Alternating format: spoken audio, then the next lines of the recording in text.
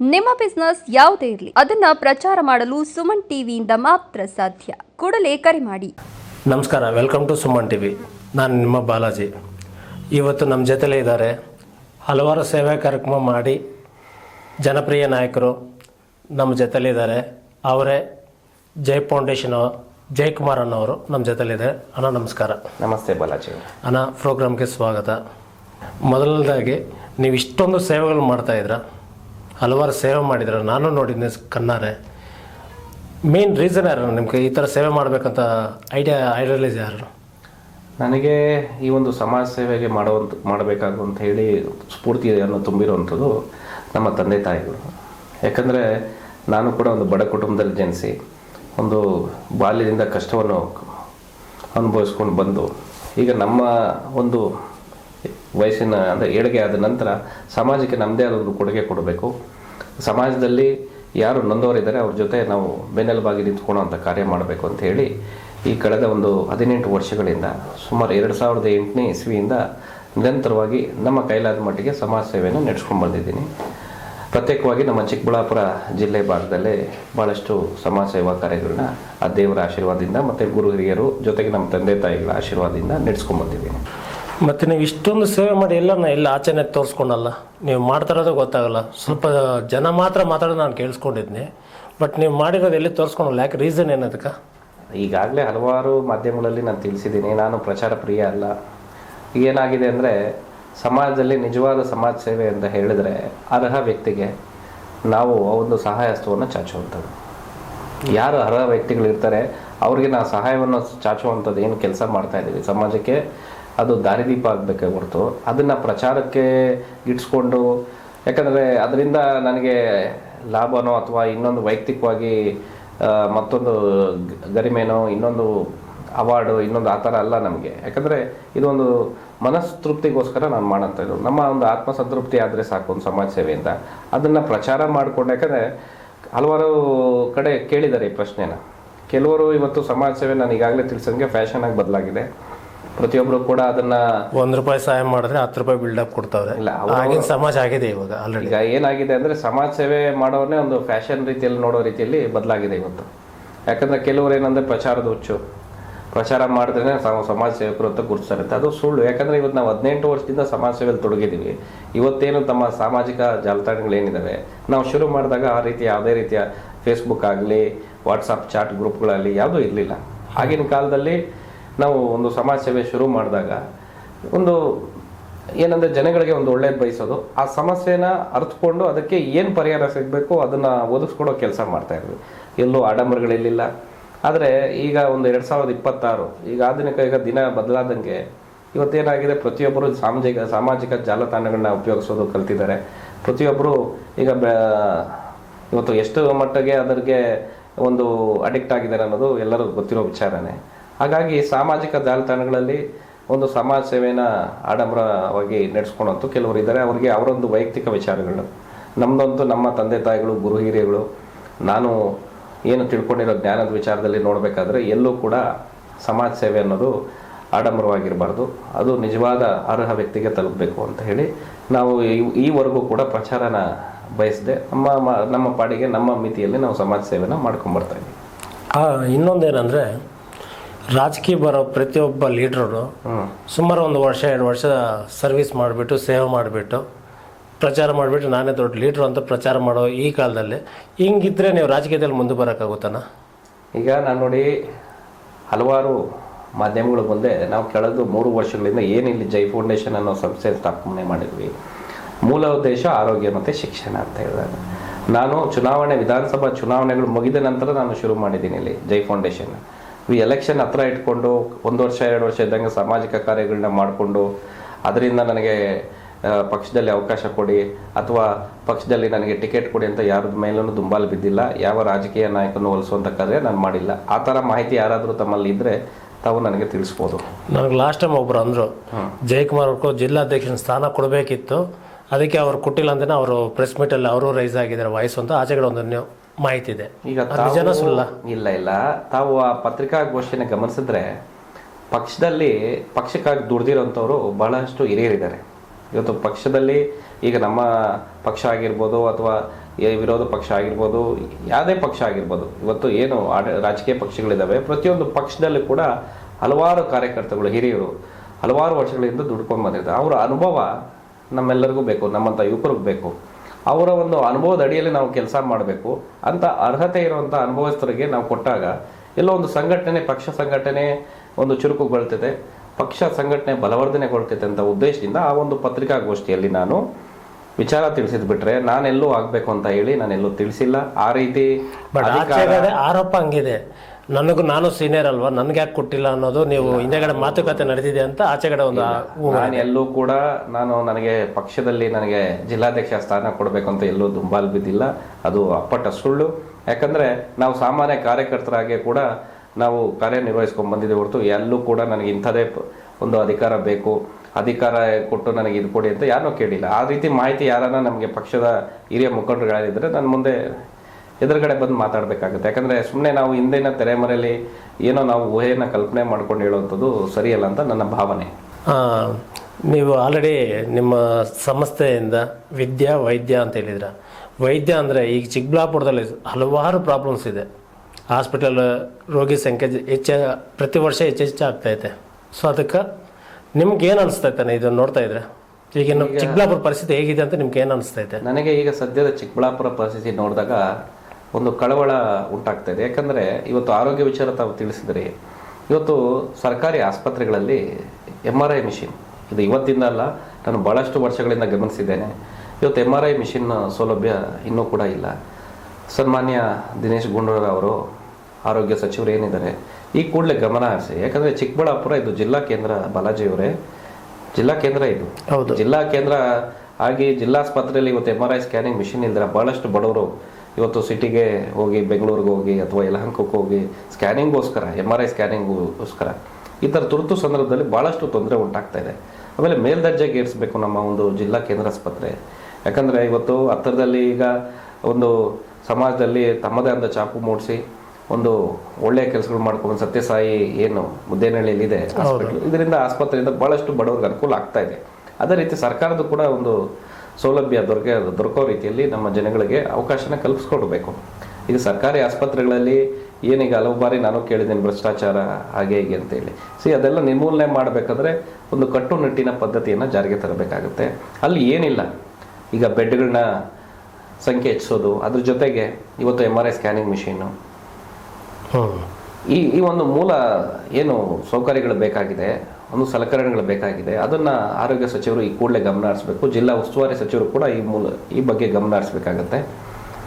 ಮತ್ತು Chikkaballapur hospital, government ಹಾಸ್ಪಿಟ್ಲಲ್ಲಿ kidney ಪೇಷಂಟ್ಗಳು ಜಾಸ್ತಿ ಆಗ್ತಾರೆ. ಇತ್ತೀಚೆಗೆ ನೀವು ಯಾರೋ ಒಂದು ಕಿಡ್ನಿ ಪೇಷಂಟ್ಗೆ ಪಾಪ ನಿಮ್ಮ ಕೈಲಾದಷ್ಟು ನೀವು ಸಹಾಯ ಮಾಡಿದರೆ ಹೆಚ್ಚಾಗೋ ರೀಸನ್ ಏನಿರ್ಬೋದಣ್ಣ ಚಿಕ್ಕಬಳ್ಳಾಪುರ ಪ್ರೆಸೆಂಟ್? ಈಗ ಕಿಡ್ನಿ ಪೇಷಂಟ್ಸ್ ಹೆಚ್ಚಾಗೋದಕ್ಕೆ ಹಲವಾರು ಕಾರಣಗಳಿದ್ದಾವೆ. ಯಾಕಂದರೆ ಈಗ ನಾನು ಅಮರ್ ಚವ್ಹಾಣ್ ಅಂತ ಯುವಕ, ಇನ್ನೂ ಭಾಳ ಚಿಕ್ಕ ವಯಸ್ಸು, ಆತನ ಒಂದು ವಿದ್ಯುತ್ ಅಪಘಾತದಲ್ಲಿ ಒಂದು ಶಾಕ್ ಟ್ರೀಟ್ಮೆಂಟ್ಗೊಳಗಾಗಿ ಆತನ ಒಂದು 2 ಕಿಡ್ನಿ ಫೇಲ್ಯೂರ್ ಆಗಿ ಡಯಾಲಿಸಿಸ್ನ ಕಳೆದ 2023 ಅಕ್ಟೋಬರಿಂದ ಈವರೆಗೂ ನಮ್ಮ ಸಂಸ್ಥೆ ಕಡೆಯಿಂದ ಆ ಡಯಾಲಿಸಿಸ್ ವೆಚ್ಚ ನಾನು ಬರ್ತೀನಿ ಅಂತ ಮಾತು ಕೊಟ್ಟಿದ್ದೆ. ಅದೇ ರೀತಿ ನಡೆಸ್ಕೊಂಡು ಬರ್ತಾ ಇದ್ದೀವಿ. ಸೊ ಅದರ ಜೊತೆಗೆ ಈಗ ಮೊನ್ನೆ ಏನು ಅಕ್ಬರ್ ಸಲೀಂ ಅವರು ಅಂತ ಹೇಳಿದ್ರು ಆಟೋ ಚಾಲಕರು, ಹೌದು, ಅದು ಅವರು ಈಗ ಏನಾಗುತ್ತೆ, ಮದ್ಯಪಾನ ಆರೋಗ್ಯಕ್ಕೆ ಹಾನಿಕರ ಅಂತ ಹೇಳಿದಾಗ ಕೆಲವರು ಅತಿಯಾದ ಮದ್ಯಪಾನದಿಂದ ಕೂಡ ಕಿಡ್ನಿ ಇದಾಗಿದೆ. ಅದೇ ಜೊತೆ ಶುದ್ಧವಲ್ಲದ ನೀರನ್ನ ಸೇವಿಸೋದ್ರಿಂದ ಕೂಡ ಇದು ಕಿಡ್ನಿ ಸಮಸ್ಯೆಗಳು ಉಂಟಾಗ್ತದೆ. ಹಲವಾರು ಕಾರಣಗಳಿದೆ ಇದಕ್ಕೆ. ಈ ಕಾರಣಗಳು ಈಗ ನಾವು ಬಾಯಿ ಮಾತಲ್ಲಿ ಹೇಳೋದಕ್ಕಿಂತ ಹೆಚ್ಚಾಗಿ ಈ ಒಂದು ಲ್ಯಾಬ್ ರಿಪೋರ್ಟ್, ಈಗ ಡಾಕ್ಟರ್ಗಳ ಹತ್ರ ಒಂದು ಪೇಷಂಟ್ ಹೋದಾಗ ಯಾವ ಕಾರಣಕ್ಕೆ ಇದು ಕಿಡ್ನಿ ಡ್ಯಾಮೇಜ್ ಆಗಿದೆ ಅಥವಾ ತೊಂದರೆ ಒಳಗಾಗಿದೆ ಅನ್ನೋದನ್ನ ಆ ಒಂದು ಲ್ಯಾಬ್ ಪರೀಕ್ಷೆ ಮೂಲಕ ತಿಳಿಸ್ಕೊಡ್ತಾರೆ. ಯಾರು ನೋಡಿದ ತಕ್ಷಣ ಇಂಥ ಒಂದು ಕಾರಣಗಳಿಂದ ಇದಾಗಿಲ್ಲ, ಒಬ್ಬೊಬ್ರಿಗೂ ಒಂದೊಂದು ಕಾರಣ ಇರ್ತದೆ. ನಾವು ತಿಳ್ಕೊಳ್ಳೋ ರೀತಿ ಸರಿಯಾಗಿರ್ಬೇಕು. ಈಗ ನಿಮ್ಮ ದೃಷ್ಟಿಯಲ್ಲಿ ಕಂದವಾರ ಕೆರೆಯಲ್ಲಿ ಬರ್ತಾರ ಇದು ಮಾಮೂಲಿ HN ವ್ಯಾಲಿ ವಾಟ್ರು, ನಿಮ್ಮ ದೃಷ್ಟಿಯಲ್ಲಿ ಆ ನೀರಿಂದ ಸಮಸ್ಯೆ ಜಾಸ್ತಿ ಆಗ್ತದೆ ಕಮ್ಮಿ ಆಗ್ತದೆ, ನಿಮ್ಗೇನು ಅನಿಸ್ತೈತೆ ಇದರಿಂದ? ಈಗ HN ವ್ಯಾಲಿ ನೀರಿನಿಂದ ನಾವು ಸಮಸ್ಯೆ ವಿಚಾರ ಮಾತಾಡಬೇಕು ಅಂತ ಹೇಳಿದ್ರೆ, ಈಗೇನು ದ್ವಿತೀಯ ಹಂತದ ಸಂಸ್ಕರಣೆ ಆಗಿ HN ವ್ಯಾಲಿ ನೀರು ನಮಗೆ ಕಂದವಾರ ಕೆರೆಗೆ ಸೇರ್ತಾ ಇದೆ. ಈಗ ಕಂದವಾರ ಕೆರೆ ಬಂದು ಚಿಕ್ಕಬಳ್ಳಾಪುರದ ಫೀಡರ್. ಈಗ ಕಂದವಾರ ಕೆರೆಯಿಂದ ಮುಖಾಂತರವಾಗಿ ಚಿಕ್ಕಬಳ್ಳಾಪುರದ ಏನು HN ವ್ಯಾಲಿ ವ್ಯಾಪ್ತಿಗೆ 44 ಕೆರೆಗಳಿದ್ದಾವೆ, 44 ಕೆರೆಗಳಿಗೆ ಕೆರೆ ತುಂಬಿಸೋ ಕಾರ್ಯ. ಹೌದು. ಅದರ ಮೂಲ ಉದ್ದೇಶ ಏನಂತ ಹೇಳಿದ್ರೆ ಅಂತರ್ಜಲ ಮಟ್ಟ ಏನು ಕಳೆದ ದಶಕ ಅಂದ್ರೆ 10 ವರ್ಷಗಳ 15 ವರ್ಷಗಳಿಂದ ಏನು ಬೋರ್ವೆಲ್ ನಾವು ಕೊರೆದಾಗ ರೈತರು ಇವತ್ತು 1500 ಮಟ್ಟಿಗೆ 1700 ಹೋಗಿದೆ. ಕೆಲವು ಕಡೆ ಬೋರ್ ಫೈಲೂರ್ ಆಗಿದೆ, ಅದರಿಂದ ನೊಂದು ನೀರು ಸಿಗದೆ ವ್ಯವಸಾಯಕ್ಕೆ ತೊಂದರೆ ರೈತ ಮಿನಿಮಮ್ ಒಂದು 5-6 ಬೋರ್ ಹಾಕೋ ಆತ್ಮಹತ್ಯೆಗಳಾಗಿದೆ. ಈ ವಿಚಾರವಾಗಿ ಇವತ್ತು ಸಂಸದರು ಕೂಡ ವಿಚಾರ ತಿಳಿಸಿದ್ದಾರೆ. ಆಗಿನ ಒಂದು ಸಂದರ್ಭದಲ್ಲಿ ಅಂತರ್ಜಲ ಮಟ್ಟ ಏರಿಕೆ ಮಾಡಬೇಕು, ಅದನ್ನ ಒಂದು ಗ್ರೌಂಡ್ ವಾಟರ್ ರೀಚಾರ್ಜ್ ಮಾಡಬೇಕನ್ನೋ ಒಂದು ಉದ್ದೇಶದಿಂದ ಈ ಒಂದು ಎಚ್ ಎನ್ ವ್ಯಾಲಿ ಯೋಜನೆ ಕಾರ್ಯಗತಗೊಳಿಸಿದ್ದಾರೆ. ಅದನ್ನ ಕೊಳಚೆ ನೀರು ಸಂಸ್ಕರಣೆ ಮಾಡಿದ ನೀರನ್ನ ನಾವು ಬಿಡ್ತೀವಿ ದ್ವಿತೀಯ ಹಂತದಲ್ಲಿ ಅಂತ ಹೇಳಿದ್ದಾರೆ. ಈ ದ್ವಿತೀಯ ಹಂತದ ನೀರು ಸಂಸ್ಕರಣೆ ಆಗಿರುವಂಥ ನೀರು ಏನು ಕಂದವಾರದಲ್ಲಿ ಬಂದು ಎಲ್ಲ ಕೆರೆಗಳಿಗೆ ಸರಬರಾಜು ಆಗಬೇಕು ಅಂತ ಹೇಳಿದಿದೆ. ಸೊ ಆ ಒಂದು ವ್ಯಾಪ್ತಿಯಲ್ಲಿ ಈಗ ಬರ್ತಾ ಬರ್ತಾ ಕೆರೆ ನೀರು ಕಲುಷಿತಗೊಳ್ತಾ ಇದೆ. ಏನು ಎಚ್ ಎನ್ ವ್ಯಾಲಿ ಸಂಸ್ಕರಿಸಿ ದ್ವಿತೀಯ ಹಂತ ಸಂಸ್ಕರಣೆ ಆಗಿ ಬರ್ತಾ ಇದೆ, ಬಟ್ ಅಲ್ಲಿ ಸೇರಿದ ನಂತರ ಏನು ಕಲುಷಿತಗೊಳ್ತಾ ಇದೆ, ಇದಕ್ಕೆ ಕಾರಣ ಏನು ಏನಾಗಿರ್ಬೋದು? ನಾನು ಮಾಧ್ಯಮದಲ್ಲಿ ನಿಮಗೆ ಪ್ರಶ್ನೆ ಮಾಡ್ತೀನಿ ಬಾಲಾಜಿ ಅವರೇ, ಎಚ್ ಎನ್ ವ್ಯಾಲಿ ದ್ವಿತೀಯ ಸಂಸ್ಕರಣೆ ನೀರಿನಿಂದನೇ ಇದಾಗ್ತಾ ಇದೆಯಾ ಅಥವಾ ಬೇರೆ ಕಾರಣಗಳಿದೆಯಾ ನಿಮ್ಮ ಒಂದು ಅನಿಸಿಕೆಯಲ್ಲಿ?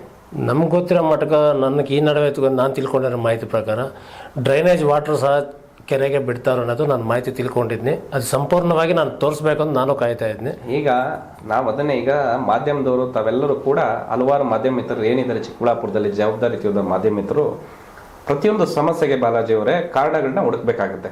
ಹೌದು. ಈಗ ನಾವು ಯಾವುದೋ ಒಂದು ಮೊಬೈಲ್ ಆಗಿರ್ಬೋದು, ಮೊಬೈಲ್ ಏನು ವರ್ಕ್ ಆಗ್ತಾ ಇಲ್ಲ ಅಂತ ಹೇಳಿದ್ರೆ ಅದಕ್ಕೆ ಸಮಸ್ಯೆ ಕಾರಣ ಬೇಕು. ಅದೇ ರೀತಿಯಲ್ಲಿ ಇವತ್ತು ನೀರು ಕಲುಷಿತಗೊಳ್ತಾ ಇದೆ. ಇಲ್ಲಿ ಸರ್ಕಾರ ಏನು BWSSB ಇಲಾಖೆ ಆಗಿರ್ಬೋದು, ಪೊಲ್ಯೂಷನ್ ಕಂಟ್ರೋಲ್ ಬೋರ್ಡ್ ಇಲಾಖೆ ಆಗಿರ್ಬೋದು, ದ್ವಿತೀಯ ಅಂತ ಸಂಸ್ಕರಣೆ ಮಾಡಿ ನೀರು ಬಿಡ್ತಾ ಇದೆ ಅಂತ ಅವರು ಒಂದು ತಿಳಿಸ್ತಾ ಇದ್ದಾರೆ. ಮೊನ್ನೆ ಈಗ ಸದನದಲ್ಲಿ ಕೃಷ್ಣ ಬೈರೇಗೌಡರು ಕೂಡ ಆ ವಿಚಾರ ತಿಳಿಸಿದ್ದಾರೆ. ಅದರ ಬಗ್ಗೆ ನಂತರ ಮಾತಾಡ್ತೀನಿ. ಈಗ ಏನಪ್ಪಾ ಅಂತ ಹೇಳಿದ್ರೆ, ನಾವು ಆ ನೀರನ್ನ ಕಲುಷಿತ ಆಗ್ತಾ ಇರೋದು ಕೇವಲ ದ್ವಿತೀಯ ಸಂಸ್ಕರಣೆಯಿಂದನ ಅಥವಾ ಏನು ಡ್ರೈನೇಜ್ ವಾಟರ್ನ ಅಲ್ಲಿ ಬಿಡ್ತಾ ಇದ್ದಾರೆ ಅಂತ ಹೇಳಿದ್ರಲ್ಲ, ಖಂಡಿತವಾಗ್ಲೂ ಸತ್ಯವಾದ ಮಾತು. ಇವತ್ತು ನಮ್ಮ ಚಿಕ್ಕಬಳ್ಳಾಪುರ ನಗರ ಭಾಗದಲ್ಲಿ ಇವತ್ತು ನಮ್ಮ ಪರಿಸ್ಥಿತಿ ತಾವು ಆಲೋಚನೆ ಮಾಡಿ 100% 50-60 ಭಾಗ UGD ಮುಗ್ದಿರ್ಬೋದು. ನನಗಿರೋ ಮಾಹಿತಿ ಪ್ರಕಾರ ತಪ್ಪಾಗಿದ್ರೆ ಕ್ಷಮಿಸಿ. ಇನ್ನು 40-50% UGD ಕನೆಕ್ಷನ್ಸ್ಗಳಾಗಿಲ್ಲ. ಈಗ UGD ಕಾರ್ಯಗಳು ಸಮರ್ಪಕವಾಗಿ ಮುಗಿಸಬೇಕು. ನಂತರ ತಾವೆಲ್ಲ ಗಮನಿಸಿದರೆ ಚರಂಡಿ ವ್ಯವಸ್ಥೆ, ಒಳಚರಂಡಿ ವ್ಯವಸ್ಥೆ ಅಂತೂ ಹದಗೆಟ್ಟಿದೆ ಸಂಪೂರ್ಣವಾಗಿ. ಅದನ್ನ ಒಂದು ಸರಿಯಾದ ಮಾರ್ಗದಲ್ಲಿ ನಗರಸಭೆಯವರು ಸಂಬಂಧಪಟ್ಟ ಇಲಾಖೆಗಳನ್ನ ಇಲಾಖೆಗಳವರು ಅದನ್ನ ಗಮನ ಹರಿಸಬೇಕು. ನಂತರ ಏನಾಗ್ತಾ ಇದೆ, ಈ UGD ಎಲ್ಲಿಗೆ ಕನೆಕ್ಷನ್ ಕೊಡಬೇಕು? ಇದನ್ನ ನಮ್ಮ ಚಿಕ್ಕಬಳ್ಳಾಪುರದಲ್ಲಿ ಯಾರಾದರೂ ಈಗಾಗಲೇ ಹೋಗಿ ನೋಡಿದಾರ? ಇಲ್ಲ ತಾವು ಮಾಧ್ಯಮದವರು ಕೂಡಲೇ ನಾಳೆ ಹೋಗಿ STP ಟ್ಯಾಂಕ್ ಏನಿದೆ, STP ಇದೆ ನಮ್ಮ ಚಿಕ್ಕಬಳ್ಳಾಪುರದ್ದು, ಸಮರ್ಪಕವಾಗಿ ಕಾರ್ಯನಿರ್ವಹಿಸ್ತಾ ಇದೆಯಾ? ಇಲ್ಲ. ಅದು ಸುಮಾರು ವರ್ಷಗಳಾಗಿದೆ ಅನ್ಕೊಂಡು ನಾವು ಹೋರಾಟ ಮಾಡಬೇಕಾಗಿರೋದು ಬಾಲಾಜಿ ಅವರೇ. ಇವತ್ತು STP ಬೇಕು. ಇವತ್ತೇನು ಹಲವಾರು ಗ್ರಾಮಸ್ಥರಾಗಿರ್ಬೋದು, ಹಲವಾರು ನಗರ ವಾಸಿಗಳು ಏನು ಇವತ್ತು ದೂರನ್ನ ದಾಖಲಿಸ್ತಾ ಇದ್ದಾರೆ. ನಮಗೆ ಸೊಳ್ಳೆಗಳು ಜಾಸ್ತಿ ಆಗಿದೆ, ನಮಗೆ ಆರೋಗ್ಯ ಸಮಸ್ಯೆಗಳು ಉಂಟಾಗ್ತಾ ಇದೆ, ಎಲ್ಲ ಕಾರಣಗಳಿದೆ. ಇವತ್ತು ನೀರು ಕುಡಿದಾಗ ಡಯರಿಯಿಂದ ಇರ್ಬೋದು, ಹಲವಾರು ಮಾರಕ ರೋಗಗಳು ಕೆಲವು ಬರ್ತವೆ. ಕಲುಷಿತ ನೀರು ಕುಡಿದ್ರೆ ಎಲ್ಲರಿಗೂ ಆರೋಗ್ಯಕ್ಕೆ ತೊಂದರೆನೇ. ಅದು ಯಾರು ಕೂಡ ವಿರೋಧ ವ್ಯಕ್ತಪಡಿಸ್ತಾ ಇಲ್ಲ. ಕಲುಷಿತ ನೀರು ಕುಡಿದ್ರೆ ಏನೂ ಆಗಲ್ಲ ಅಂತ ಯಾರು ಕೂಡ ಹೇಳ್ತಾ ಇಲ್ಲ. ಇಲ್ಲಿ ವಿಚಾರ ಏನಪ್ಪಾ ಅಂತ ಹೇಳಿದ್ರೆ, ಇವತ್ತು ಕಂದವಾರ ನೆರೆಗೆ ಇವತ್ತು ಚಿಕ್ಕಬಳ್ಳಾಪುರದ ಮೈನ್ ಫೀಡರ್ ಬಾಲಾಜಿ ಅವರೇ, ಅಲ್ಲಿಗೆ ನೀವು ಈಗ ಡ್ರೈನೇಜ್ ವಾಟರ್ಗಳನ್ನ ಕಲೆಕ್ಷನ್ ಕೊಟ್ಟು ಆ ಕನೆಕ್ಷನ್ ಇಂದ ನೀವು ಅಲ್ಲಿ ಮಲಿನಗೊಳಿಸ್ತಾ ಇದ್ದೀರಾ, ಕಲುಷಿತಗೊಳಿಸ್ತಾ ಇದ್ದೀರಾ. ಅಲ್ಲಿಂದ ನೀವು ಅದೇ ಮುಖಾಂತರವಾಗಿ STP ಕೊಟ್ಟು STPನೇ ಇಲ್ಲಿ ನಮ್ಮ ಚಿಕ್ಕಬಳ್ಳಾಪುರದಲ್ಲಿ ಸರಿಯಾಗಿ ಕಾರ್ಯನಿರ್ವಹಿಸ್ತಾ ಇಲ್ಲ. ಹೌದು. ಈಗ ಕಳೆದ ಬಾರಿ ಜಿಲ್ಲಾಧಿಕಾರಿ ಮಾನ್ಯ ರವೀಂದ್ರರವರು ಅವರು ಈ ಒಂದು STP ವಿಚಾರವಾಗಿ ಕೂಡ ಒಂದು ಜಾಗವನ್ನು ಕೂಡ ನೀಡಿದ್ದಾರೆ. STP ನಿರ್ಮಾಣ ಆಗ್ಬೇಕು ಅಂತ ಹೇಳಿ. ಮೊನ್ನೆ ಏನಾಯ್ತೋ ಗೊತ್ತಿಲ್ಲ, ಕಳೆದ ಬಾರಿ ಏನು 30 ಕೋಟಿ ಅನುದಾನ ಇತ್ತು, ಅದನ್ನ ಏನು ಮಾಡಿದ್ರು, ಅದನ್ನ ಈಗ ನಮ್ಮ ಜಿಲ್ಲಾಧಿಕಾರಿಗಳು ಏನದನ್ನ ಕ್ಯಾನ್ಸಲ್ ಮಾಡಿ ಮತ್ತೆ ರೀಟೆಂಡರ್ ಮಾಡಬೇಕಂತ ಹೇಳಿದ್ದಾರೆ. ಅದನ್ನ ನಾವು ಶೀಘ್ರಗತಿಯಲ್ಲಿ ರೀಟೆಂಡರ್ ಆಗಿ ನಮ್ಮ ಚಿಕ್ಕಬಳ್ಳಾಪುರಕ್ಕೆ ಒಂದು STP ವ್ಯವಸ್ಥೆ ಮಾಡಿಸ್ಬೇಕು ನಮ್ಮ ಬಾಲಾಜಿ ಅವರೇ. ಯಾಕಂದ್ರೆ ಇವತ್ತು STP ವ್ಯವಸ್ಥೆ, UGD ವ್ಯವಸ್ಥೆ 100% ಆಗಿ STP ಸಮರ್ಪಕವಾಗಿ ಕಾರ್ಯನಿರ್ವಹಿಸುವಂತ ಕೆಲಸ ಆದಾಗ ಇವತ್ತು ಏನು ಸಮಸ್ಯೆಗಳು ಜನ ಅನುಭವಿಸ್ತಾ ಇದ್ದಾರೆ ಭಾಗಶಃ ಅದು ನಿಲ್ಲುತ್ತೆ. ಈಗ ನಿಮ್ಮ ಟ್ರಸ್ಟ್ ಕಡೆಯಿಂದ ಇದಕ್ಕೆ ಯಾವ ಥರ ಸಾಲ್ವ್ ಮಾಡ್ಬೇಕು ಅನ್ಕೊಂಡಿದ್ರ? ಈ ಪ್ರಾಬ್ಲಮ್ ಯಾವ ಥರ ಸಾಲ್ವ್ ಮಾಡ್ಬೋದು? ಈಗ ನೋಡಿ, ನಾವು ಅಂತ ಏನು ನಮ್ಗೆ ಯಾವುದೇ ರೀತಿ ಅಧಿಕಾರದ ಇನ್ನೊಂದು ಮತ್ತೊಂದಲ್ಲ. ಇಲ್ಲಿ ನಾವು ಒಂದು ಜವಾಬ್ದಾರಿಯುತ ಸಮಾಜ ಸೇವಕರಾಗಿ ನಮ್ಮ ಒಂದು ಸಂಸ್ಥೆ ಮುಖಾಂತರ ಏನು ಮಾಡಬೇಕು ಅನ್ನೋದಕ್ಕೆ ನಮ್ಮದೇ ಆದ ರೀತಿಯಲ್ಲಿ ನಾವು ಆಲ್ರೆಡಿ ಈಗಾಗಲೇ ಕಾರ್ಯಪ್ರವೃತ್ತರಾಗಿದ್ದೀವಿ. ಇದಕ್ಕೆ ಮುಂಚೆ ನಾನು ಹೇಳಬೇಕು ಅಂತ ಇಷ್ಟಪಡ್ತೀನಿ ಬಾಲಾಜಿ ಅವರೇ, ಇವತ್ತು UGD STPಗಳು ಒಂದು ಪರಿಹಾರ. ನೀವೀಗ ಎಚ್.ಎನ್. ವ್ಯಾಲಿ ನೀರು ಅಂತ ಹೇಳಿ ಕಲುಷಿತಗೊಳ್ತಾ ಇದೆ ಅಂತ ಹೇಳಿದ್ದೀರಾ. ಈಗ ಅಂತರ್ಜಲ ಮಟ್ಟಕ್ಕೆ ಈಗ ದ್ವಿತೀಯ ಹಂತದ ಶುದ್ಧೀಕರಣ ಏನಾಗಿದೆ, ಆ ನೀರು ಇವತ್ತು ಇಂಡಿಯನ್ ಇನ್ಸ್ಟಿಟ್ಯೂಟ್ ಆಫ್ ಸೈನ್ಸ್ ವಿಜ್ಞಾನಿಗಳು ಏನಿದ್ದಾರೆ ಅವ್ರು ತಿಳಿಸಿದ್ದಾರೆ, ಅದು ಭಾಗಶಃ ಕೆಳ ಮಟ್ಟದ ಅಂತರ್ಜಲ ಏನಿದೆ ಅದಕ್ಕೆ ತೊಂದರೆ ಮಾಡಲ್ಲ ಅಂತ ಅವ್ರು ಹೇಳಿದ್ದಾರೆ. ಆದರೂ ಕೂಡ ಸದನದಲ್ಲಿ ಈಗಾಗಲೇ ನಾನು ಪ್ರಸ್ತಾಪಿಸಿರುವಂತೆ ಕೃಷ್ಣ ಬೈರೇಗೌಡರು ಏನಿದ್ದಾರೆ ಸಾಮಾನ್ಯ ಕಂದಾಯ ಸಚಿವರು, ಅವ್ರು ಏನು ಹೇಳಿದ್ದಾರೆ, ನೀವು ಯಾವುದೇ ರೀತಿ ಆತಂಕಕ್ಕೆ ಒಳಗಾಗ್ತೀರಾ, ನೀವು ಆ ಒಂದು ಪರೀಕ್ಷೆನ ಮಾಡಿಸಿ, ಏನೇ ನಿಮ್ಗೆ ಅನುಮಾನ ಇದೆ ಪರೀಕ್ಷೆ ಮಾಡಿಸಿ, ಆ ಒಂದು ನೀವು ತಿಳ್ಕೊಳ್ಳಿ ವಿಚಾರಗಳನ್ನ, ನಂತರ ಫಲಿತಾಂಶ ಬಂದ ನಂತರ ಅದನ್ನ ನಾವು ಮಾನದಂಡಗಳನ್ನ ಪಾಲಿಸಬೇಕು. ಈಗಾಗಲೇ ಒಬ್ಬ ಜವಾಬ್ದಾರಿಯುತವಾದ ಕಂದಾಯ ಸಚಿವರು ಸರ್ಕಾರದ ಒಂದು ಅಧಿವೇಶನದಲ್ಲಿ ಹೇಳಿರುವಾಗ ನಾವು ಅದನ್ನ ಪಾಲನೆ ಮಾಡಬೇಕು ಅಂತೇಳಿ ಜೈಸಮ್ ಫೌಂಡೇಶನ್ ಸಂಸ್ಥೆ ಕಡೆಯಿಂದ ಈಗಾಗಲೇ ನಾವು ಏನು ಸ್ಯಾಂಪಲ್ಗಳನ್ನ ಕಲೆಕ್ಷನ್ ಮಾಡುವಂಥ ಕಾರ್ಯದಲ್ಲಿ ಆಲ್ರೆಡಿ ಪ್ರವೃತ್ತರಾಗಿದ್ದೀವಿ. ಈಗ ಮೊದಲಿಗೆ ನಾನು ನೋಡಿ ಬಾಲಾಜಿಯವರೇ, ಯಾವುದೇ ಒಂದು ಸಮಸ್ಯೆ ಆಗಿರ್ಬೋದು, ನಾನು ಕಳೆದ 18 ವರ್ಷಗಳಲ್ಲಿ ಕೂಡ ಏನು ಬಾಗೇಪಲ್ಲಿಯಲ್ಲಿ ಸಮಸ್ಯೆ, ನೀರಿನ ಸಮಸ್ಯೆ ಜಾಸ್ತಿ ಆಗಿತ್ತು. ಆ ಫ್ಲೋರೈಡ್ ಅಂಶದ ನೀರು ಕುಡಿದು ಮಕ್ಕಳ ಹಲ್ಲುಗಳಲ್ಲಿ ಒಂದು ಪಾಚಿ ಕಟ್ಟೋದು, ಅದು ಬಹಳಷ್ಟು ತೊಂದರೆ ಅನಿಸ್ತಾ ಇತ್ತು. ಅದ್ರ ಜೊತೆಗೆ ಮೂಳೆಗಳಲ್ಲಿ ಸಾಂದ್ರತೆ ಕಡಿಮೆ ಆಗಿ ಮೂಳೆಗಳಲ್ಲಿ ಪುಡಿ ಒಂದು ಶಕ್ತಿ ಕಡಿಮೆ ಆಗಿ ಅದು ಕ್ಯಾನ್ಸರ್ ಮಟ್ಟಕ್ಕೆ ತಿರುಗುವಂಥದ್ದು, ಗರ್ಭಕೋಶನ ಎಫೆಕ್ಟ್ ಆಗ್ತದೆ, ಬಹಳಷ್ಟು ತೊಂದರೆ ಅನುಭವಿಸಿದ್ದಾರೆ. ಯಾಕಂದ್ರೆ ಕಣ್ಣಾರೆ ನೋಡಿದ್ದೀನಿ ಬಾಲಾಜಿ ಅವರೇ. ಆಗಿನ ಕಾಲಕ್ಕೆ ಅಲ್ಲಿ ಏನೋ ಒಂದು RO ಫಿಲ್ಟರ್ ವ್ಯವಸ್ಥೆ ಮಾಡಿಸಿದ್ವಿ, ಅದು ಪರಿಹಾರ.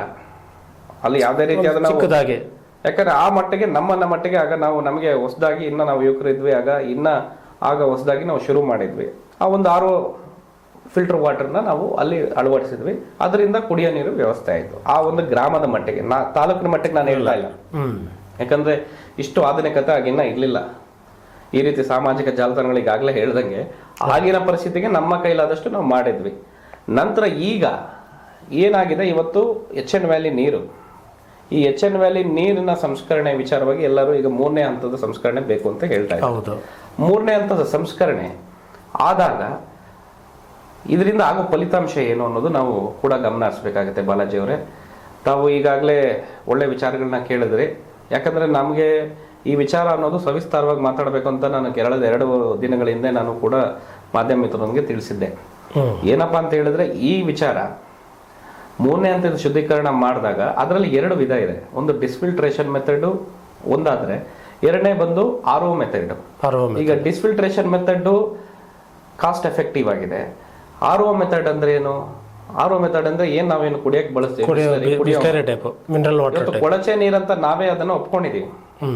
ಜನಗಳಿಗೆ ಗೊತ್ತು ಅದು ಕೊಳಚೆ ನೀರಾಗಿದೆ, ಅದರಿಂದ ನಮ್ಗೆ ಯಾವುದೇ ರೀತಿಯಾದ ಕುಡಿಯಕ್ಕೆ ನೀರು ಯೋಗ್ಯ ಇಲ್ಲ, ಜೊತೆಗೆ ಅದು ಹಾನಿಕಾರಕವಾಗಿದೆ, ಅದರಿಂದ ಬಹಳಷ್ಟು ತೊಂದರೆಕಾರಿಯಾಗಿದೆ ಅಂತ. ಇವತ್ತು ಅಂತರ್ಜಲ ಮಟ್ಟಕ್ಕೆ ಉಪಯೋಗಿಸಿರುವಂಥ ನೀರನ್ನ ನಾವು 3ನೇ ಹಂತ ಶುದ್ಧೀಕರಣ ಮಾಡಿದಾಗ ಆ ಮಣ್ಣಿನ ಫಲವತ್ತತೆ ಏನಿದೆ ಸರೌಂಡಿಂಗ್ ಅಲ್ಲಿ ಅದೇ ಹೆಚ್ಚುತ್ತದೆ. ಈ ಅಂತರ್ಜಲಕ್ಕೆ ಏನು ವಿಷಕಾರಿ ಅಂಶಗಳು ಹೋಗುತ್ತಲ್ಲ ಅದನ್ನ ಕಡಿಮೆ ಮಾಡ್ಬೋದು. ಈ ಅಂತರ್ಜಲ ಮಟ್ಟ ಸುರಕ್ಷಿತವಾಗಿರುತ್ತೆ. ಅಂತರ್ಜಲದಲ್ಲಿರೋ ಏನು ನೀರಿದೆ ಈ ಬೋರ್ವೆಲ್ಗಳನ್ನ ನಾವು ಕೊರೆಸಿದಾಗ ಅದು ಸುರಕ್ಷಿತವಾಗಿರುತ್ತೆ ಅಂತ ಭಾವನೆಯಿಂದ ಈ ಒಂದು ಹೋರಾಟನ ಮಾಡಬೇಕಂತ ತಿಳಿಸಿದ್ದಾರೆ. ಇದನ್ನ ನಾವು ಅಂಕಿಅಂಶಗಳು ಗಮನಿಸಿದಾಗ ಅದು ಬಹಳ ಎಲ್ಲೋ ಹೋಗಿ ಮುಟ್ಟುತ್ತೆ. ಈಗ ಅದನ್ನ ನಾನು ಮಾತಾಡೋದು ಸೂಕ್ತ ಅಲ್ಲ, ಯಾಕಂದ್ರೆ ಮುಂದಿನ ದಿನಗಳಲ್ಲಿ ಸವಿಸ್ತಾರವಾಗಿ ಅದನ್ನ ವಿಚಾರಗಳ ಹಂಚ್ಕೊತೀನಿ. ಈಗ ನಮಗೆ ಬೇಕಾಗಿರೋದೇನೆಂದ್ರೆ 3ನೇ ಹಂತ ಶುದ್ಧೀಕರಣ ಏನು ಹೇಳ್ತಾ ಇದ್ದಾರೆ, ಅದ್ರ ಮೆಥಡ್ ಏನು, ಅದರಿಂದ ನಮಗೇನು. ಇವತ್ತು ನಾನು ಹಲವಾರು ಹೋರಾಟಗಾರನ ನಾನು ಅಭಿನಂದಿಸ್ತೀನಿ. ಯಾಕಂದ್ರೆ ಎಲ್ಲರೂ ಒಕ್ಕಲಿನಿಂದ ಸ್ವಯಂ ಪ್ರೇರಿತರಾಗಿ ಬರಬೇಕು ಅಂತ ಏನು ಕರೆ ಕೊಟ್ಟಿದ್ದಾರೆ. ಇವತ್ತು ಕುಡಿಯೋ ನೀರು, ಶುದ್ಧ ಕುಡಿಯೋ ನೀರು, ಈ ಶುದ್ಧ ಕುಡಿಯೋ ನೀರಿಗೆ ಕಳೆದ ದಶಕಗಳಲ್ಲೇ ಶಾಶ್ವತ ನೀರಾವರಿ ಹೋರಾಟಗಾರ ಶ್ರೀ ಆಂಜನೇಯ ರೆಡ್ಡಿ ಅಣ್ಣವರಾಗಿರ್ಬೋದು, ನಮ್ಮ ನಾರಾಯಣ ಸ್ವಾಮಿ ಅಣ್ಣವರಾಗಿರ್ಬೋದು, ಸುಷ್ಮಾಕನವರಾಗಿರ್ಬೋದು, ಆಂಜನಪ್ಪಣ್ಣವರಾಗಿರ್ಬೋದು, ಹೀಗೆ ಹಲವಾರು ಅವತ್ತು ಎಲ್ಲರೂ ಜೊತೆ ಜನಗಳು ಹಲವಾರು ಹೋರಾಟಗಾರರು ಇವತ್ತು ಪ್ರತಿಯೊಬ್ಬರು ಯಾರ್ಯಾರು ಭಾಗವಹಿಸಿದ್ದಾರೆ ಶಾಶ್ವತ ನೀರಾವರಿ ಹೋರಾಟದಲ್ಲಿ ಅವರೆಲ್ಲರೂ ಕೂಡ ಹೋರಾಟಗಾರರ ಒಂದು ಫಲದಿಂದ ಇವತ್ತು ಎತ್ತಿನ ಹೊಳೆ ಯೋಜನೆ ಅನುಷ್ಠಾನಕ್ಕೆ ಬಂತು. ನಮ್ಮ ಒಂದು ಏನು 3 ಜಿಲ್ಲೆಗಳ ಒಂದು ಬವಣೆ ನೀಗಿಸುವ ಉದ್ದೇಶದಿಂದ ಶುದ್ಧ ಕುಡಿಯುವ ನೀರಿನ ಯೋಜನೆ ಬಂತು. ಏನಾಗಿದೆ, ಮಾರ್ಗ ಮಧ್ಯದಲ್ಲಿ ಇವತ್ತೇನಾಗುತ್ತೆ, ಒಂದು ಯೋಜನೆಗಳು, ಬೃಹತ್ ಯೋಜನೆಗಳು ಏನಿದಾವೆ ಇದು, ಯಾಕಂದ್ರೆ ಪಶ್ಚಿಮ ಘಟ್ಟಗಳಿಂದ ನೀರನ್ನ ಹರಿಸುವ ಯೋಜನೆ ನಮ್ಮ ತಾಲೂಕಿಗೆ ಬಂದು ಸೇರಿ ಕೋಲಾರ ಕೂಡ ಹಂಚಿಕೆ ಆಗಬೇಕಾದಾಗ ಸಮಯ ಹಿಡಿಯುತ್ತೆ. ಯಾಕಂದ್ರೆ ಹಲವಾರು ಕಡೆ ಭೂಸ್ವಾಧೀನ ಪ್ರಕ್ರಿಯೆ ವಿಳಂಬ ಆಗುತ್ತೆ. ನಾನು ಸರ್ಕಾರಕ್ಕೆ ಮನವಿ ಮಾಡ್ಕೊಳ್ಳೋದೇನೆಂದ್ರೆ, ಈಗಾಗಲೇ ಚಿಕ್ಕಬಳ್ಳಾಪುರದವರೆಗೂ ಬಂದಿದೆ. ನನಗಿರೋ ಮಾಹಿತಿ ಪ್ರಕಾರ ನಾನು ಅಧಿಕಾರಿಗಳ ಜೊತೆ ಸಂವಾದ ನಡೆಸಿದಾಗ ಅವರು ತಿಳಿಸ್ಕೊಟ್ಟ ಮಾಹಿತಿ ಏನಂದ್ರೆ, ಬಹುಶಃ ಈ ವರ್ಷದ ಅಂತ್ಯದೊಳಗೆ ಚಿಕ್ಕಬಳ್ಳಾಪುರಕ್ಕೆ ನೀರು ಹರಿಸುವಂಥ ಕಾರ್ಯಗಳೇನಿದೆ ಪೈಪ್ಲೈನ್ ವ್ಯವಸ್ಥೆ ಕಂಪ್ಲೀಟ್ ಪೂರ್ಣಗೊಳ್ಳುತ್ತೆ ಕಾಮಗಾರಿ. ಬರೋ ವರ್ಷದ ಅಂತ್ಯದೊಳಗೆ ಕೋಲಾರ ಕೂಡ ಅದು ಕಾಮಗಾರಿ ಏನಿದೆ ಅಂತ್ಯಗೊಂಡು ಪ್ರದೀಪ್ ಈಶ್ವರ್ ಅವರು ಹೇಳಿದ್ರು 2 ವರ್ಷ ಒಳಗಡೆ ನಾವು ನೀರು ತರಬೇಕು 100%. ಅದು ನಿಜ, ಸತ್ಯ ಅದು. ಈಗ ನಮ್ಮ ಚಿಕ್ಕಬಳ್ಳಾಪುರ ಭಾಗದಲ್ಲಿ ಏನು ರೈತರುಗಳಿಗೆ ಕೆಲವರಿಗೆ ಈಗ ರೈತರುಗಳಿಗೆ ಭೂ ಸ್ವಾಧೀನ ಪ್ರಕ್ರಿಯೆ ಮಾಡಿಕೊಂಡಾಗ ಸರ್ಕಾರ ಮುಂದೆ ಬಂದು ನಮ್ಮ ತಾಲೂಕಿನ ಶಾಸಕರಾಗಿರ್ಬೋದು ಅಥವಾ ಏನು ಬೇರೆ ತಾಲೂಕುಗಳಲ್ಲಿ ಏನು ಪೈಪ್ಲೈನ್ ವ್ಯವಸ್ಥೆ ಬಂದಾಗ ಆ ಶಾಸಕರು ತ್ವರಿತವಾಗಿ ಅವ್ರನ್ನ ಸಂಪರ್ಕಿಸಿ ಇವರಿಗೆ ಆಲ್ಟರ್ನೇಟ್ ಭೂಮಿ, ಬದಲಿ ಭೂಮಿ ವ್ಯವಸ್ಥೆಯನ್ನು ನಾವು ವ್ಯವಸ್ಥೆ ಮಾಡಿದಾಗ ಕಾರ್ಯಗಳು ಏನಿದೆ ಕಾಮಗಾರಿಗಳು ತ್ವರಿತವಾಗಿ ಪೂರ್ಣಗೊಳ್ತಿದೆ. ಇದನ್ನು ನಾನು ಸರ್ಕಾರಕ್ಕೆ ಒತ್ತಾಯ ಮಾಡೋದೇನೆಂದರೆ, ಹಾಗೂ ನಮ್ಮ ಜನಪ್ರತಿನಿಧಿಯಾದ ನಮ್ಮ ಶಾಸಕ ಪ್ರದೀಪ್ ಈಶ್ವರ್ ಏನಿದ್ದಾರೆ ಅವರು ಕೂಡ ಈ ಬಗ್ಗೆ ಗಮನ ಹರಿಸಿ ಅತ್ಯಂತ ಕ್ಷಿಪ್ರಗತಿಯಲ್ಲಿ ಆ ಒಂದು ಪ್ರಗತಿಯನ್ನು ಮಾಡೋ ರೀತಿಯಲ್ಲಿ ಕೆಲಸ ಮಾಡಬೇಕು. ಜೊತೆಗೆ ಅದನ್ನು ಮೇಲ್ವಿಚಾರಣೆ ಮಾಡೋದು ಭಾಳ ಸೂಕ್ತ. ಯಾಕಂದರೆ ಪ್ರತಿ ವಾರ ಪ್ರತಿ ತಿಂಗಳು ಹಂತ ಹಂತವಾಗಿ ನಾವು ಪರಿಶೀಲನೆ ಮಾಡಿದಾಗ ಎಲ್ಲೋ ಒಂದು ಮೂಲೆಯಲ್ಲಿ ಏನು ವರ್ಷಾಂತ್ಯದಲ್ಲಿ ಹೇಳಿದ್ದಾರೆ ಅದು ಆದಾಗ ನಮ್ಮೆಲ್ಲರ ಕನಸು ಸಾಕಾರಗೊಳ್ಳುತ್ತಿದೆ. ಇದು ಶುದ್ಧ ನೀರಿಗೆ ಹಲವಾರು ಹಿರಿಯ ಮುಖಂಡ ಏನು ಹೋರಾಟಗಾರರ ಒಂದು ಫಲ ಇವತ್ತು ನಮ್ಮ ಪೀಳಿಗೆಗೆ ಅವರ ಒಂದು ಫಲ ಇವತ್ತು ನಮಗೆ ಎತ್ತಿನಹೊಳೆ ಶುದ್ಧ ಕುಡಿಯೋ ನೀರಿನ ಯೋಜನೆ ಆಲ್ರೆಡಿ ಇದೆ. ಈಗ ಈಗಾಗಲೇ ಬರ್ತಾ ಇರೋದ್ರಿಂದ ನಮಗೆ ಇನ್ನು ವರ್ಷಾಂತದೊಳಗೆ ನಮ್ಮ ಒಂದು ಸಮಸ್ಯೆ ಏನು ನಾವು ಈ ಬಯಲುಸೀಮೆ ಪ್ರಾಂತ್ಯದಲ್ಲಿ ಅನುಭವಿಸ್ತಾ ಇದ್ದೀವಿ ಅದಕ್ಕೆ ಒಂದು ಪರಿಹಾರ ಸಿಗುವಂಥ ಕೆಲಸ ಆಗುತ್ತೆ. ಇನ್ನು HN ವ್ಯಾಲಿ ಇದು ಸಂಸ್ಕರಣೆ ಮಾಡಿದಾಗ ಅದರಿಂದ ಯಾರು ವ್ಯವಸಾಯಕ್ಕೆ ಬಳಸೋದಿಲ್ಲ. ನನಗಿರೋ ಮಾಹಿತಿ ಕುಡಿಯೋಕ್ಕೂ ಯಾರು ಬಳಸೋದಿಲ್ಲ. ಹೌದು. ನಾನು ವಿಜ್ಞಾನಿಗಳ ಜೊತೆ ಸಂಪರ್ಕಿಸಿದಾಗ ಏನು ಹೇಳೋದಂದ್ರೆ HN ವ್ಯಾಲಿ ನೀರು ನೀವು ಏನು ಸಂಸ್ಕರಣೆ ಮಾಡಿ 2ನೇ ಹಂತ ಆಗಲಿ 3ನೇ ಹಂತ ಮಾಡಿದಾಗ ಇದು ನಾವು ಟಾಯ್ಲೆಟಲ್ಲಿ ಏನು ಫ್ಲಶ್ ಮಾಡಿದಾಗ ಏನು ನೀರು ಬರುತ್ತೆ ಅದನ್ನು ನೀವು ಕುಡಿಯೋ ಥರ ಇದನ್ನು ಯಾರು ಕುಡಿಯೋಕೆ ಕೇಳ್ತಲ್ಲ. ಶುದ್ಧ ಕುಡಿಯೋ ನೀರಿಗೆ ನಮ್ಗೆ ಆಲ್ರೆಡಿ ಯೋಜನೆ ಇದೆ.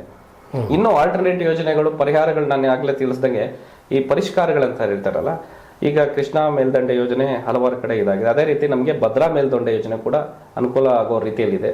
ಸರ್ಕಾರ ಮನಸ್ಸು ಮಾಡಬೇಕು. ಅದೇ ರೀತಿ ಈಗ ಕೃಷ್ಣಾ ಮೇಲ್ದಂಡೆ ಯೋಜನೆ ಏನಿದೆ ಕೊಯ್ನಾ ಡ್ಯಾಮ್ ಮಹಾರಾಷ್ಟ್ರದಲ್ಲಿಂದ ಅಲ್ಲಿಂದ ತೆಲಂಗಾಣ, ಆಂಧ್ರ ಪ್ರದೇಶ, ತಮಿಳುನಾಡಿಗೆ ಹೋಗಿ ಸೇರ್ತಾ ಇದೆ. ಹೌದು. ಇಲ್ಲಿ ಈಗ ಕಾಂಗ್ರೆಸ್ ಸರ್ಕಾರ ಇದೆ, ತೆಲಂಗಾಣ ಕಾಂಗ್ರೆಸ್ ಇದೆ, ಕಾಂಗ್ರೆಸ್ ಸರ್ಕಾರ ಇದೆ. ಈಗ ನಮ್ಮ ಮಾನ್ಯ ಮುಖ್ಯಮಂತ್ರಿಗಳಾದ ಸಿದ್ದರಾಮಯ್ಯನವರು ತೆಲಂಗಾಣ ಮುಖ್ಯಮಂತ್ರಿಗಳಾದ ರೇವಂತ್ ರೆಡ್ಡಿ ಅವ್ರ ಜೊತೆ ಚರ್ಚಿಸಿ ಜೊತೆಗೆ ಕೇಂದ್ರದ ಒಂದು ಮಧ್ಯಸ್ಥಿಕೆಯಲ್ಲಿ ಅಷ್ಟೇ ಅಲ್ಲ ನದಿ ಜೋಡಣೆ ಕಾರ್ಯಕ್ರಮ ಮಾಡಿದಾಗ ಈಗ ಆಲ್ರೆಡಿ ಲೇಪಾಕ್ಷಿವರೆಗೂ ಬಂದಿದೆ.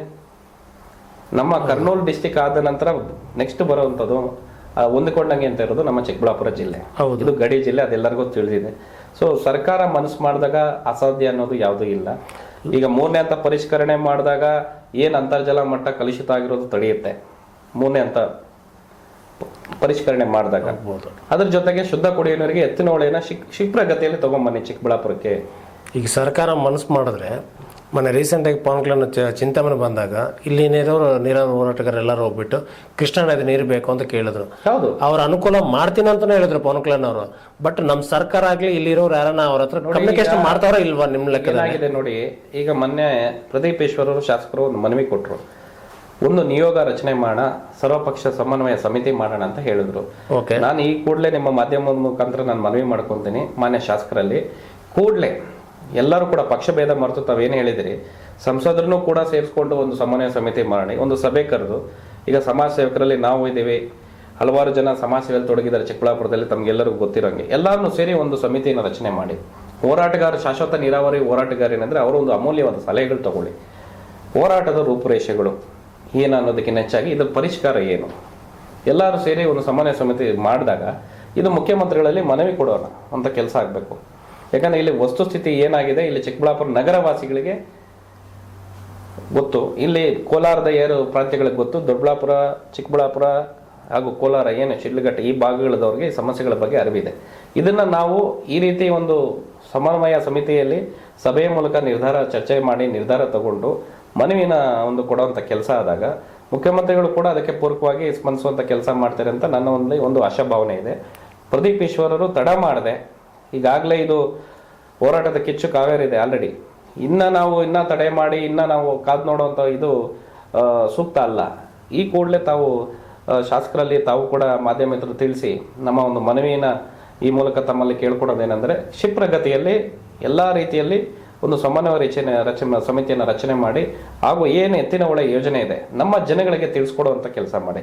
ಬಹಳಷ್ಟು ಜನಗೆ ಎತ್ತಿನಹೊಳೆ ಒಂದು ಏನು ಯೋಜನೆ ಇದೆ ಎಲ್ಲಿವರೆಗೂ ಬಂದಿದೆ, ಇದು ಯಾವ ಒಂದು ಹಂತಕ್ಕೆ ತಲುಪಿದೆ ಅನ್ನೋದು ಕೂಡ ಮಾಹಿತಿ ಇರಲ್ಲ. ಅದು ತಲುಪಿಸುವಂಥ ಕೆಲಸ ಆಗಬೇಕು. ಆಗ ಮಾತ್ರ ನಮ್ಮ ಚಿಕ್ಕಬಳ್ಳಾಪುರ ಆಗಿರ್ಬೋದು, ಕೋಲಾರ ಜಿಲ್ಲೆ ಭಾಗದ ಜನಗಳಿಗಾಗ್ಬೋದು ಒಂದು ಆಶಾಭಾವ ಮೂಡುತ್ತೆ ಸರ್ಕಾರದ ಮೇಲೆ. ಒಂದು ಆಲ್ಮೋಸ್ಟ್ ನಮ್ಮ ಚಿಕ್ಕಬಳ್ಳಾಪುರ ಜನತೆ ಎಲ್ಲ ಆಲ್ಮೋಸ್ಟ್ ಎಲ್ಲ ಭಯ ಬೀಳ್ತಾವ್ರೆ, ಮುಂದಿನ ದಿನಗಳು ಏನಾಗ್ಬೋದು ಅಂತ. ಈಗ ಚಿಕ್ಕಬಳ್ಳಾಪುರ ಜನತೆ ಆತಂಕ ಪಡೋ ಅವಶ್ಯಕತೆ ಇಲ್ಲ. ಈಗ ಏನಾಗಿದೆ ಅಂದರೆ ಒಬ್ಬೊಬ್ಬರ ಒಂದು ವೈಯಕ್ತಿಕ ಅಭಿಪ್ರಾಯಗಳು ಒಂದೊಂದು ರೀತಿಯಲ್ಲಿ ಇರ್ತೀವಿ ಬಾಲಾಜಿ ಅವರೇ.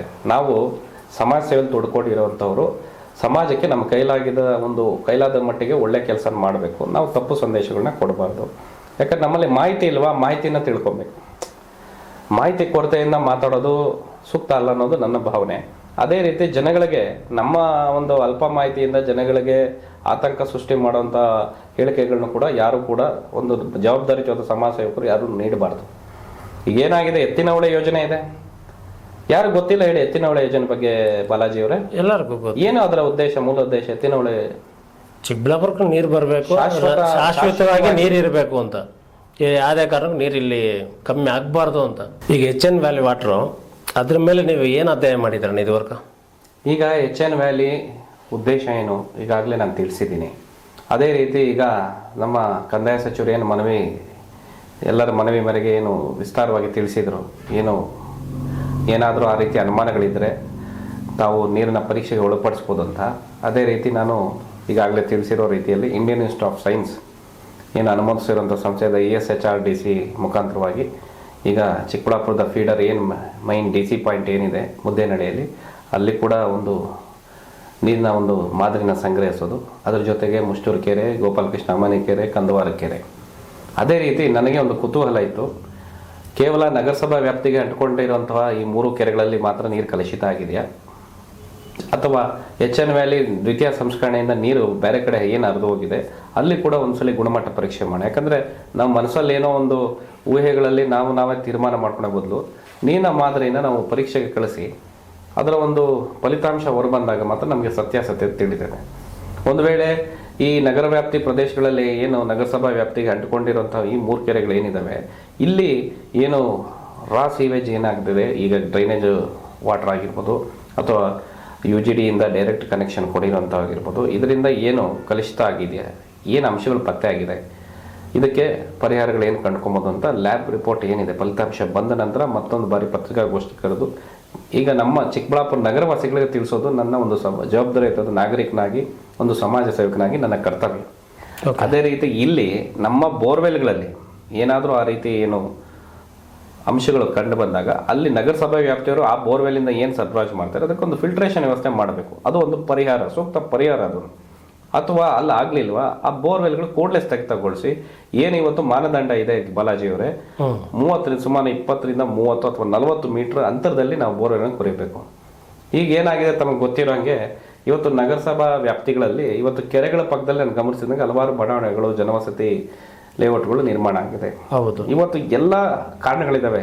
ಏನು HN ವ್ಯಾಲಿ ಸಂಸ್ಕರಣೆ ಆಗಿರೋ ನೀರು ಕಲುಷಿತಗೊಳ್ಳಕ್ಕೆ ಅದು ಶುದ್ಧೀಕರಣದ ಒಂದೇ ಕಾರಣ ಅಲ್ಲ. ಅದ್ರ ಜೊತೆಗೆ ನಾವು ಪ್ರಜ್ಞಾವಂತ ನಾಯಕರು, ಜನಗಳೇನಿದ್ದೀವಿ, ಪ್ರಬುದ್ಧರಿದ್ದೀವಿ, ಕೆರೆ ಪಕ್ಕದಲ್ಲಿ ಮನೆ ಕಟ್ಟೋದನ್ನು ಸ್ವಲ್ಪ ಈಗ ಅದರದೇ ಆದ ಮಾನದಂಡಗಳಿದ್ದಾವೆ. ಈಗ ಕೆರೆಗಳ ಪಕ್ಕದಲ್ಲಿ ಲೇಔಟ್ಗಳಾಗು ಅಥವಾ ಅಪಾರ್ಟ್ಮೆಂಟ್ಗಳಾಗಿ ಸಿಟಿಯಲ್ಲಿ ಕೂಡ ತಾವು ಗಮನಿಸಿದ್ರೆ ನಗರ ಭಾಗದಲ್ಲಿ ಏನಕ್ಕೆ ಬಫರ್ ಝೋನ್ ಅಂತ ಬಿಡ್ತಾರೆ ಅಂದ್ರೆ ಇದೇ ಒಂದು ಉದ್ದೇಶದಿಂದ. ಈಗ ಎಷ್ಟೋ ಜನ ನಾನು ಇಲ್ಲಿ ಗಮನಿಸಿದ್ದೀನಿ, ಬಡಾವಣೆಗಳು ನಿರ್ಮಾಣ ಮಾಡಿದ್ದಾರೆ. ಈಗ ಗೋಪಾಲಕೃಷ್ಣ ಅಮಾನಿ ಕೆರೆ ಆಗಿರ್ಬೋದು, ಮುಷ್ಟೂರು ಆಗಿರ್ಬೋದು. ಇಲ್ಲಿ ಏನಾಗುತ್ತೆ, ಬಫರ್ ಝೋನಿಂದ ಆಚೆ ಬಂದು ಅಲ್ಲಿ ನೀವು ಬೋರ್ವೆಲ್ ಕೊಡಿದಾಗ ಈಗ ಪರ್ಮಿಷನ್ ಯಾರು ಕೊಡ್ತಾರೆ? ಅದು ನಗರಾಭಿವೃದ್ಧಿ ಪ್ರಾಧಿಕಾರ ವಿಚಾರ ಮಾಡಬೇಕು. ಈಗ ಪೊಲ್ಯೂಷನ್ ಕಂಟ್ರೋಲ್ ಬೋರ್ಡ್ ಏನಿದೆ ಅದು ಕೂಡ ಇಂಥ ಒಂದು ವಿಚಾರಗಳಲ್ಲಿ ಸೂಕ್ಷ್ಮವಾಗಿ ಗಮನ ಹರಿಸಬೇಕಾಗತ್ತೆ. ಈಗ ಎಲ್ಲೂ ಕೂಡ ಈಗ ಅಪಾರ್ಟ್ಮೆಂಟ್ಗಳಲ್ಲಿ, ನಗರ ಜನವಸತಿ ಪ್ರದೇಶಗಳಲ್ಲಿ ಏನಿದೆ, STP ಟ್ರೀಟ್ಮೆಂಟ್ ಏನು ಪ್ಲಾಂಟ್ ಸಪ್ರೇಟ್ ಇದೆ, ಅದನ್ನು ಕೇವಲ ಗಿಡಗಳಿಗೆ ನೀರು ಹಾಯಿಸೋದಕ್ಕೆ ಉಪಯೋಗಿಸ್ತಾರೆ. ಹಾರ್ಟಿಕಲ್ಚರ್ ಏನು ಗಿಡಗಳು ಬೆಳಿತೀವಿ ಗಾರ್ಡನಿಂಗ್ಗೆ, ಅದಕ್ಕೆ ಮತ್ತೆ ಟಾಯ್ಲೆಟಲ್ಲಿ ಫ್ಲಶ್ ಮಾಡೋದಕ್ಕೆ ಉಪಯೋಗಿಸ್ತಾ ಇದ್ದಾರೆ. ಏನು ಟ್ರೀಟ್ಮೆಂಟ್ ಆಗಿರೋಂಥ ವಾಟರ್ ನಮ್ಮದೇ ಇಲ್ಲ, ಎಲ್ಲಿ ಉಪಯೋಗಿಸ್ತಾ ಇದೆ, ಎಲ್ಲಿ ಹೋಗ್ತಾ ಇದೆ? ಈಗ ತಾವು ಮಾಧ್ಯಮದವರು ಇದನ್ನು ತೋರಿಸ್ಬೇಕು ಜನಗಳಿಗೆ. ಯಾಕಂದ್ರೆ ಪ್ರತಿಯೊಬ್ಬರಿಗೂ ಜವಾಬ್ದಾರಿ ಇದೆ. ನಮ್ಮ ಜಲ, ನೆಲ, ನೀರನ್ನ ಕಾಪಾಡ್ಕೊಡೋದು ಯಾರೋ ಒಬ್ಬರ ಕರ್ತವ್ಯ ಅಲ್ಲ, ಇದು ಪ್ರತಿಯೊಬ್ಬರ ಕರ್ತವ್ಯ. ಎಲ್ಲರೂ ಗಮನಿಸಿದಾಗ ತಿಳಿ ಹೇಳುವಂಥ ಕೆಲಸ ಮಾಧ್ಯಮದವ್ರು ಮಾಡಬೇಕು ಬಾಲಾಜಿ ಅವರೇ. ಎಲ್ಲ ಮಾಧ್ಯಮದವ್ರಿಗೂ ನಾನು ಮನವಿ ಮಾಡ್ಕೊತೀನಿ. ಯಾಕಂದ್ರೆ ಈಗ ಅಲ್ಲಿ ಗಮನಿಸಿದಾಗ ತಾನೇ ಗೊತ್ತಾಗೋದು ವಸ್ತುಸ್ಥಿತಿ. ಸುಮ್ಮನೆ ಸಂಸ್ಕರಣೆ ಆಗಿರೋ ನೀರಲ್ಲಿ ತಾವು ಘನತ್ಯಾಜ್ಯನ ಬಿಟ್ಟಾಗ ಡ್ರೈನೇಜ್ದು ಇನ್ನು ಅದು ಕಲುಷಿತ ಆಗದಿರಿ ಏನೇನಾಗುತ್ತೆ ಹೇಳಿ. ಹೌದು, ನಾಳೆ ಮೂರ್ನಾಂತ ಸಂಸ್ಕರಣೆ ಮಾಡಿದಾಗೂ ಕೂಡ ಮತ್ತೆ ನೀವು ಡ್ರೈನೇಜ್ ವಾಟರ್ ಬಿಡ್ತೀವಿ, ಮತ್ತೆ ನಾನು ಇದೇ ಮುಂದುವರೆದ್ರೆ ಯಾರು ಇದಕ್ಕೆ ಉತ್ತರ ಕೊಡುವಂಥವ್ರು ಹೇಳಿ? ಸೊ ಅದನ್ನ ನಾವು ಮೊದಲು ನಮ್ಮ ಒಂದು ಸಮಸ್ಯೆಗೆ ಪರಿಹಾರ ಅಂದ್ರೆ ಇದು ಬಾಲಾಜಿ ಅವರೇ, ಪರಿಹಾರ ಏನು, ಆ ಪರಿಹಾರ ಕ್ರಮಗಳನ್ನ ಕೈಗೊಳ್ಳಬೇಕು. ಅದಾಗದಂತೆ ಮುನ್ನೆಚ್ಚರಿಕೆ ತಡೆಗಟ್ಟಬೇಕು. ಈಗ ಕೆಲವು ಕಡೆ ನಾನು ಗಮನಿಸಿದ್ರೆ ಕೋಳಿಗಳನ್ನ ಈ ಪೋಲ್ಟ್ರಿ ವೇಸ್ಟ್ ಏನಿದೆ ಅದನ್ನ ತಗೊಂಡೋಗಿ ಕೆರೆಯಲ್ಲಿ ಹಾಕೋದು, ಮನೆ ಚರಂಡಿ ಜಾಸ್ತಿ ಆಗಿದೆ ಮೀನುಗಳಿಗೋಸ್ಕರ. ಈ ಒಂದು ಏನು ತ್ಯಾಜ್ಯ ವಸ್ತುಗಳನ್ನ ಹಾಕ್ತಾರೆ ಅದರಿಂದ ಮೀನುಗಳು ಸಾಯ್ತವೆ. ಈಗ ರಂಗಧಾಮ ಕೆರೆಯಲ್ಲಿ ಈಗ ಕೆಲವು ತಿಂಗಳ ಹಿಂದೆ ಏನು ಒಂದು ಮೀನುಗಳ ಮಾರಣವಾಗಿತ್ತು. ಅದಕ್ಕೆಲ್ಲ ಕಲುಷಿತ ನೀರು ಅಂದ್ರೆ HN ಇದು ಇನ್ನೊಂದು ಮತ್ತೊಂದು ಅಂತ ಹೇಳಿದ್ರು. ಆಕ್ಚುಲಿ ಅದು ವಿಷಪ್ರಾಶನ ಆಗಿರುವಂಥದ್ದು. ಅದಕ್ಕೆ ವರದಿ ಕೂಡ ಕೊಟ್ಟಿದ್ದಾರೆ. ಈಗ ನಾವು ಊಹಾಪೋಹಗಳ ಕಲ್ಪನೆ ಮಾಡ್ಕೊಳೋದು ತಪ್ಪು. ಈಗ ಗೋಪಾಲಕೃಷ್ಣ ಕೆರೆ ಏನಿದೆ ಅಲ್ಲಿಗೂ ಕೂಡ ಹೋಗ್ತಾ ಇದೆ, ತೋರಿಸಿ ನೀವು.